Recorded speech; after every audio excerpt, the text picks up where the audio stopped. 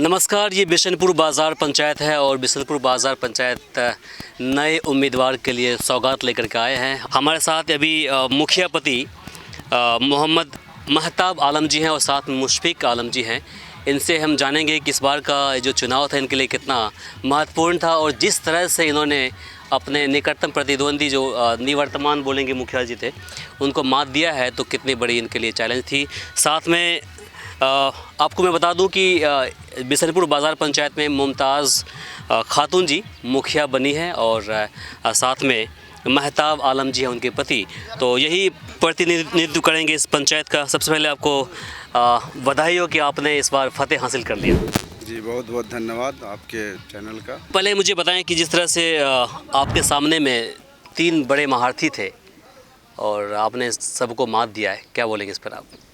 देखिए, सबसे पहली बात ये है, पिछले 20 वर्षों से जब से ये पंचायती राज का चुनाव शुरू हुआ, 20 वर्षों में जो भी यहाँ के जनप्रतिनिधि बने, जिनको भी मौका मिला बिशनपुर बाज़ार का प्रतिनिधित्व करने का, उन्होंने यहाँ की जनता को ठगा और जनता यहाँ की ठगी हुई महसूस कर रही थी।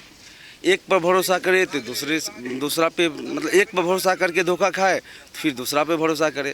हर जगह धोखा खाते खाते पूरे बिशनपुर बाज़ार पंचायत की जनता ने को ये एहसास हुआ कि हमारे साथ 20 साल से ठगी हो रही है। इसलिए उन्होंने, पूरे समाज के लोग ने मेरे पर भरोसा जताया, मेरे पर विश्वास किया और मैं ऊपर वाला अल्लाह और ईश्वर से ये हमेशा दुआ करता हूँ कि मुझे उनके विश्वास पर खड़े उतरने का हौसला दे, मुझे हिम्मत दे कि मैं गरीब जनता जो मेरे ऊपर भरोसा करके आज हमें इस मुकाम तक पहुंचाई है, मैं उनके भरोसा पे खड़ा उतरूं। चुनाव लड़े हैं तो किस मुद्दों पर लड़े हैं आप चुनाव?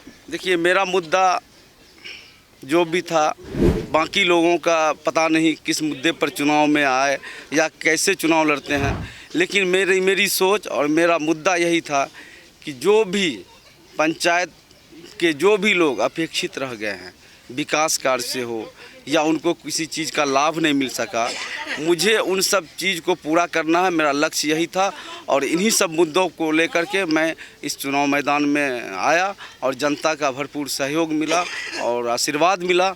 इसलिए मुझे ये इतनी बड़ी जीत मिली है, जिसको मैं पूरे बिशनपुर बाज़ार की जनता का मैं हार्दिक दिल से धन्यवाद करता हूँ। आप चुनावी प्रचार प्रसार के दौरान आप अपने पंचायत के सभी वार्ड गए, वहाँ के आम जनताओं से मिले, सब ने आपको समर्थन भी दिया। क्या लगा, कहाँ पे कमियाँ दिखी और कहाँ से आप शुरुआत करेंगे अपने विकास का? देखिए, सबसे बड़ी बात यह है कि मैंने देखा अपने क्षेत्र में कि जो रोड सिंपल है, जिसमें कोई मामला नहीं है, जो रोड से रोड जोड़ने वाला है, सीधा मतलब ½ किलोमीटर है या उससे भी कम है, उसको सीधा कहीं कोई मामला नहीं है, उसको करके हटा दिया गया। लेकिन 14 नंबर वार्ड जहां मैं गया एक दिन रात में प्रचार के दौरान, तो मैं पतली गली होकर मोटरसाइकिल ले गया और एक बड़ा सा दरवाज़ा था, वहां बैठा, वहां पर 10 लोग बैठे हुए थे। तो मैंने पूछा कि आप लोग का मेन रोड कौन है? तो बोला, मुखिया जी आप जिस रोड से आए, जिस रास्ते से आए हैं, मेरा वही असली रोड है, मेन रोड वही है मेरा। तो मैं हिम्मत नहीं कर पाया कि मैं उनसे वोट मांगूं, क्योंकि मेरे से पहले भी कई मुखिया गए होंगे उनके पास और वो उनसे वादा करके वोट मांग चुके होंगे, लेकिन काम नहीं किए उसका। तो मैं वहाँ पर यही बोला उन लोगों को, मैं अभी भी बोलता हूँ, मेरी प्राथमिकता वही होगी। 20 वर्षों में जहाँ तक इन लोगों ने जो वार्ड को छोड़ दिया है, जो काम को छोड़ दिया है, मेरी शुरुआत वहीं से होगी। क्या लगा कि इस बार जाति और धर्म का कार्ड चला? नहीं चला। लोगों ने गंदी राजनीतिक, पूरे पंचायत को गंदी राजनीति के में झोंकना चाहा, लेकिन बिशनपुर बाज़ार के सभी जनता का, पूरे समाज का मैं तहे दिल से शुक्रिया अदा करता हूं कि वो इस जाल में फंसे नहीं। फंसाना तो बहुत चाहे, लेकिन हम महताब आलम को पूरे समाज का, हर जात का, हर धर्म का वोट मिला और इसी का परिणाम है कि मैं आज आपके सामने हूँ। चलिए, शुक्रिया। हमारे साथ अभी मुशफिक साहब हैं, अब तो खुश हुए होंगे आप? बेशक। क्या बोलेंगे अपने क्षेत्र पंचायत वासियों को? क्षेत्रवासियों को मैं बस यही कहूँगा कि हमारी जिम्मेदारी आपने बढ़ा दी है हम आपके जवाबदेही पर खरा उतरने का काम करेंगे। 1 सालों में आपको है ना, आपको विकास का रिजल्ट आपको दिखना शुरू हो जाएगा। आपसी विश्वास करते रहिए, आप हमारे लिए दुआ करते रहिए। हम आपके विश्वास को कभी टूटने नहीं देंगे। और हमारा एक ही नारा था, कल भी हम आपके माध्यम से कहते कि मेरा एक ही नारा है कि हिंदू मुस्लिम सिख ईसाई आपस में भाई भाई, सारे जहाँ सच्चा हिंदू सीता हमारा विकास हमारा मुद्दा रहेगा। आपने जब पिछली बार हमसे बातें की थी, हमें इंटरव्यू दिया था, तो उसमें आपने बोला था कि हम शुरुआत करेंगे यहाँ पर जो स्वास्थ्य विभाग जो स्वास्थ्य विभाग में हम चाहेंगे कि कम से कम उसकी जो सुविधा को हम बढ़ाएं। और आप बोले थे कि हम अस्पताल यहाँ पर खोलेंगे, आपने इस तरह की बातें बोली थी। अब क्या बोलेंगे? आप तो जीत गए।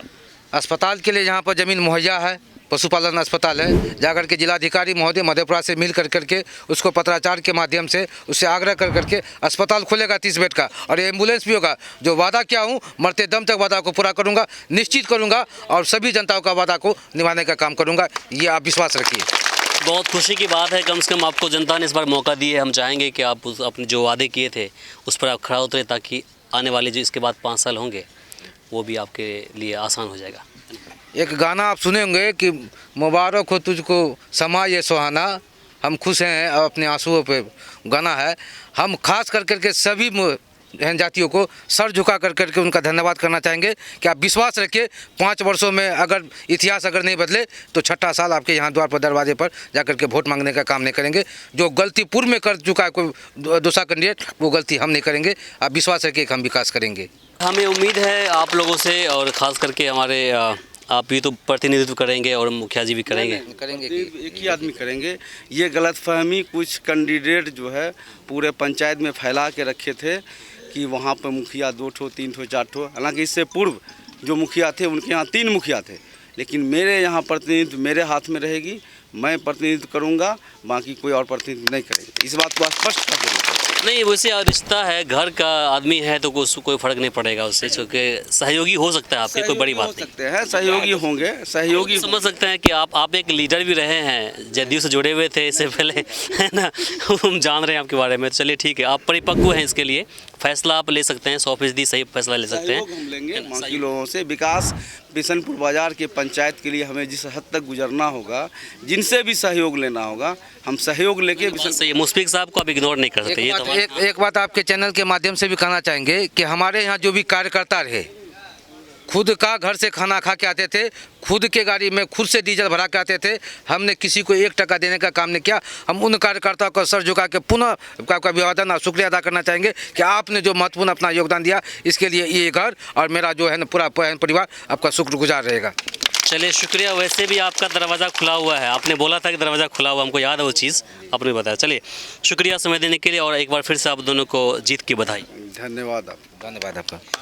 तो अभी आपने देखा, ये मेरे साथ मेहताब आलम जी थे जिन्होंने अपनी बातें रखी। और जो अगर आपने इस इंटरव्यू से पहले वाला इंटरव्यू देखे होंगे तो कई सारे वादे किए थे, और मैंने दोबारा उसी वादों पर सवाल मैंने इनसे पूछा कि आप जीत गए हैं तो क्या करेंगे।